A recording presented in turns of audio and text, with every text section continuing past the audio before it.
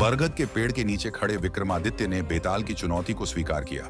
जैसे ही बेताल ने अपनी कहानी शुरू की, चारों ओर की हवा और भी ठंडी और भारी हो गई। बेताल ने कहा, हे राजन, सुनो मेरी कहानी। एक बार की बात है, एक राज्य में दो राजकुमार थे। बड़े राजकुमार का नाम सूरज और छोटे का नाम चंद्र था। दोनों ही साहसी और कुशल योद्धा थे।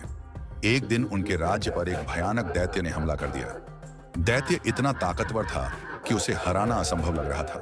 राजा ने दोनों राजकुमारों से कहा, तुम दोनों में से जो इस दैत्य को मारकर आएगा, वही इस राज्य का अगला राजा बनेगा।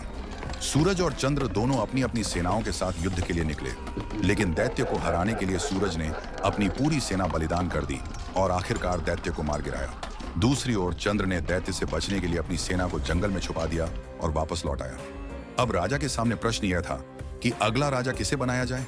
कहानी समाप्त करके हंसते हुए बेताल बोला, अब बोलो, हे राजन, अगर सही जवाब दिया तो मैं लौट आऊंगा, लेकिन अगर गलत जवाब दिया तो तुम्हारा अंत निश्चित है। विक्रमादित्य कुछ पल चुप रहे, फिर उन्होंने गंभीरता से कहा, राजा को चंद्र को उत्तराधिकारी बनाना चाहिए।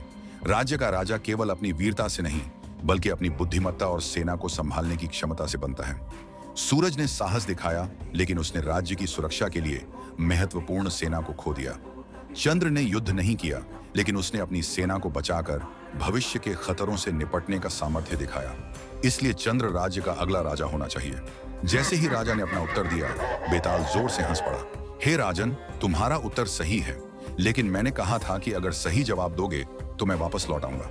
ये कहते हुए बेताल फिर से उड़कर उसी बरगद के पेड़ पर जा लटका। राजा विक्रमादित्य ने गहरी सांस ली और अपनी तलवार को कसकर पकड़ते हुए फिर से बेताल को पकड़ने के लिए पेड़ की ओर बढ़े। जंगल में अब और भी खतरनाक राक्षस विक्रमादित्य के रास्ते में आने वाले थे। क्या वह बेताल को पकड़ पाएंगे, या इस बार जंगल के रहस्य उनकी परीक्षा को और कठिन बना देंगे?